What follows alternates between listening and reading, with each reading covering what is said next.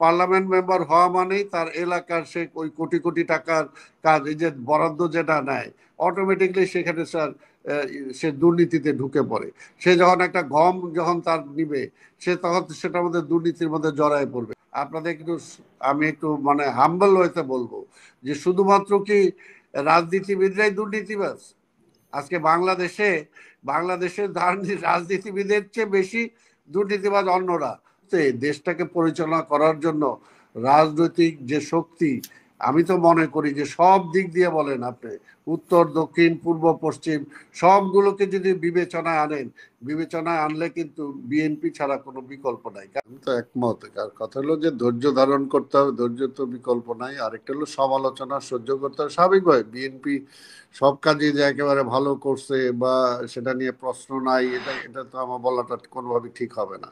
কিন্তু বিষয়টা হলো যে আমার এই মুহূর্তে সবার জন্য বা দেশের জন্য, শুধু বিএনপির জন্য না, যে দেশের জন্য কোনটা মঙ্গলজনক সেটাকেই আমাকে বিবেচনা করতে হবে এবং সেই পথেই আমাকে হাঁটতে হবে।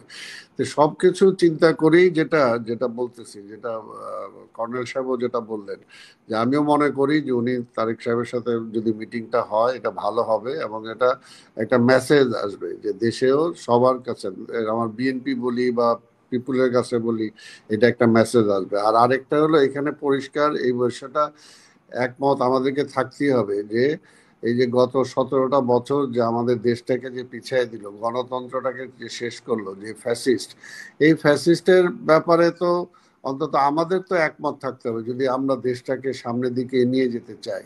এবং সেটাকে আমরা ফ্যাসিবাদ থেকে ডেমোক্রেসিতে নিয়ে আসে।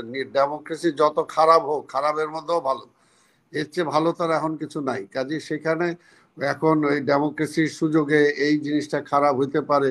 হ্যাঁ, যেটা খারাপ হইতে পারে সেটা আমি প্রতিরোধের ব্যবস্থা করব। আমি সেটার জন্যই তো যে হ্যাঁ, কালো টাকাটা কিভাবে হইতে পারে, বন্ধ হইতে পারে, সেটার জন্য আমি চেষ্টা করব। ইলেকশনে যাতে কালো টাকার প্রভাবটা না থাকতে পারে সেটার জন্য আমি কি করতে পারি, যেটা বলছে যে হ্যাঁ কালার পোস্টার, সাকিব আলী সাহেব যেটা বললেন, হ্যাঁ তো ওভারঅল টোটাল নির্বাচন ব্যবস্থাটাকেই কিভাবে খরচটা কমায় আনা যায়। আমরা তো মনে করি যে আমি একটা রাজনৈতিক কর্মী হিসাবে বা দেশে একটা মুক্তিযোদ্ধা হিসাবে আমি তো মনে করি যে টোটালটাই যদি নির্বাচন কমিশনের আন্ডারে নিয়ে যাওয়া যায়, যে সব প্রার্থীরা একসাথে মুভ করবে, খরচটা সম্পূর্ণ নির্বাচন কমিশনের মাধ্যমে হবে, ব্যক্তিগত ম্যাক্সিমাম খরচ করার সুযোগ সেখানে থাকবে না, তাইলে তো দেখবে যে অনেক কিছু কমে আসবে। আর কিছু কিছু বেসিক জায়গা যে আপনি এগুলো দুর্নীতি বন্ধ করবে, দুর্নীতি থাকবে কিন্তু দুর্নীতির বাইরে, যেমন বিচারকদেরকে দুর্নীতির বাইরে রাখতে হয়, পুলিশদেরকে বিচারকের বাইরে দুর্নীতির বাইরে রাখতে হয়, শিক্ষকদেরকে দুর্নীতির বাইরে রাখতে হয়, পলিটিশিয়ানদের দুর্নীতির বাইরে রাখতে হয়। এইগুলোর জন্য স্পেশাল কিছু কিছু আইন থাকে, পৃথিবীর বিভিন্ন দেশে আছে, আজকে বাংলাদেশেও আছে, কিন্তু বাংলাদেশে তো সে আইনটা কার্যকর নাই। আজকে দেখেন, পার্লামেন্ট মেম্বাররা কোনোদিন কোনো ডেভেলপমেন্ট ওয়ার্কের সাথে সম্পৃক্ত থাকতে পারতো না, কিন্তু এখন পার্লামেন্ট মেম্বার হওয়া মানেই তার এলাকার সে ওই কোটি কোটি টাকার কাজ, এই যে বরাদ্দ যেটা নেয়, অটোমেটিকলি সেখানে স্যার সে দুর্নীতিতে ঢুকে পড়ে। সে যখন একটা গম যখন তার নিবে, সে তখন সেটার মধ্যে দুর্নীতির মধ্যে জড়ায় পড়বে। এটার জন্য এইগুলোকে আপনার সিস্টেম করতে হবে যাতে একটা পার্লামেন্ট মেম্বার যাতে কোনো ডেভেলপমেন্ট ওয়ার্কের সাথে সম্পৃক্ত হতে না পারে। ধর আমি তো ঢাকার ডেপুটি মেয়র ছিলাম, সেই সময় আমি দেখছি ঢাকার এমপিরা ঢাকা শহরে কমিশনার হইতো, কারণ এমপি হিসেবে তার কোনো একটা পয়সার অর্থনৈতিকভাবে বরাদ্দ বা কাজ করার কোনো সুযোগ ছিল না। কিন্তু এখন এই গত 17 বছরে বা এই সময়ের মধ্যে দেখা গেছে যে পার্লামেন্ট মেম্বার এখন সব ওই রাস্তা কি হবে, ওই ব্রিজ কি হবে, কালভার্ট কি হবে, কোথায় কার চাকরি কি, সব কিছু তার নিয়ন্ত্রণে নিয়ে, এবং সেখানে একটা মনিটরিং সিস্টেমের ব্যবস্থা চলে আসছে। তা আপনি এইগুলোকে বন্ধ করেন, তার মানে এই না যে আপনি গণতন্ত্রকে বন্ধ করতে হবে। আপনি এইগুলোকে বন্ধ করেন, সিস্টেম, আমি সিস্টেমই আমাকে চোর বানাবে, সিস্টেমে আমাকে চোর হওয়া থেকে আমাকে প্রতিহত করবে। তো সেটার জন্য সিস্টেমটা হলো মেইন। আর আইনের শাসনটা যদি আমি স্টাবলিশ করতে পারি, আইনের আইনের ঊর্ধ্বে, শেখ হাসিনা আইনের ঊর্ধ্বে চলে গেছিল, যে কারণে সে আইন টাইন কিছুই মানতো না, প্রধান বিচারপতিকে লাথি দিয়ে সে বিদায় করে দিছে, তাই না? অর্থাৎ এইটা যে এইটা পারবে না, এটা কখনোই সম্ভব যখন আপনি মনে করেন যে 5 বছর অন্তর অন্তর একটা একটা কেয়ারটেকার অধীনে একটা নির্বাচন হবে, তখনই কিন্তু অর্ধেক কমে আসবে। যে তাহলে আপনি জোর করে ক্ষমতায় যাইতেও পারবেন না, জোর করে ক্ষমতায় থাকার কোনো সুযোগও নাই, আপনাকে ইলেকশন ফেস করতে হবে। তা আপনি ধন্যবাদ। যদি ইলেকশন যখন ফেস করতে হবে, ইলেকশন চলাকালীন আপনি গ্যাসের দামও বাড়াবেন না, বিদ্যুতের দামও বাড়াবেন না। আর আপনার একেবারে বুক বুক ভরা নিয়ে আপনি সাহস নিয়ে বলবেন না যে আমার পিয়ন আজকে 400 কোটি টাকার মালিক হয়ে গেছে, সে হেলিকপ্টার দিয়ে ঘুরে বেড়ায়।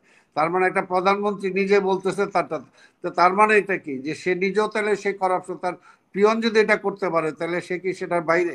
অর্থাৎ আপনি এই সিস্টেমগুলোকে যদি আমি চেঞ্জ করতে না পারি, গণমুখী করতে না পারি, সেটা তাহলে সেটা কোনোভাবেই সম্ভব না।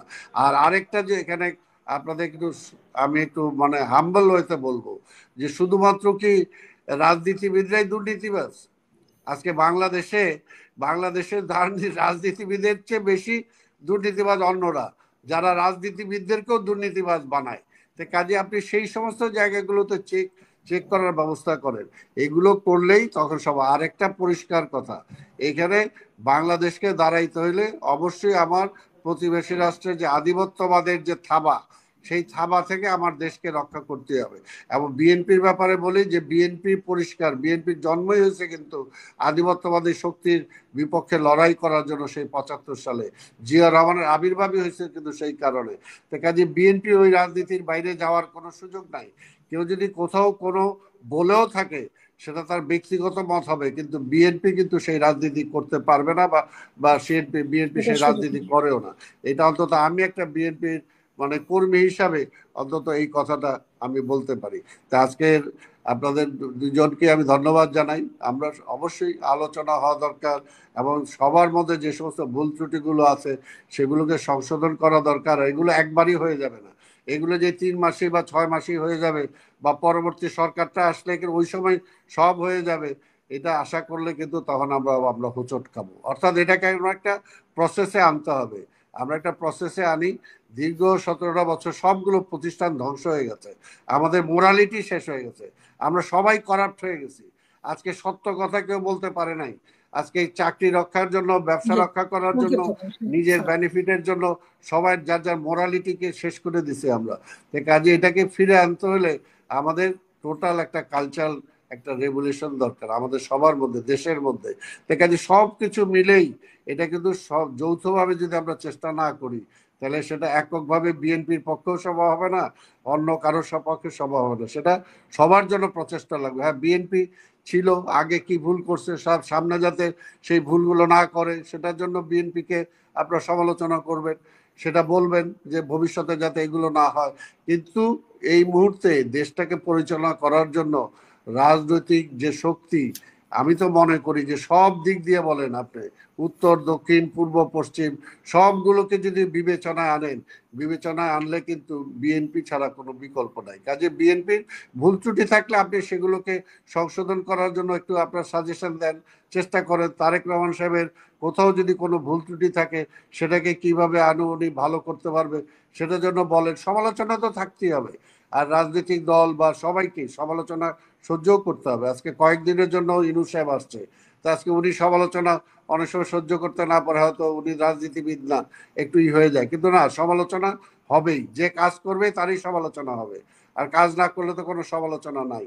তো সেই কারণে বলবো যে আজকে দুর্নীতির ঊর্ধ্বে দেশটাকে আনতে হবে। আজকে সেটার জন্য দুর্নীতিকে জিরো টলারেন্স, আগে শেখ হাসিনাও তো বলছে জিরো টলারেন্স, কিন্তু দেখা যাচ্ছে সবচেয়ে বেশি জি, দুর্নীতি সেই শেষ করছে। করুন কাজে প্লিজ। সিস্টেমটা এটা করেন যাতে ওই সিস্টেমের ইচ্ছা করলেও কেউ দুর্নীতি করতে পারবে না, বা করলে তাকে জবাব দিতে আসতে হবে, তাকে আইনের শাসনের মধ্যে পড়তে হবে। এটাই হলো আমার বক্তব্য।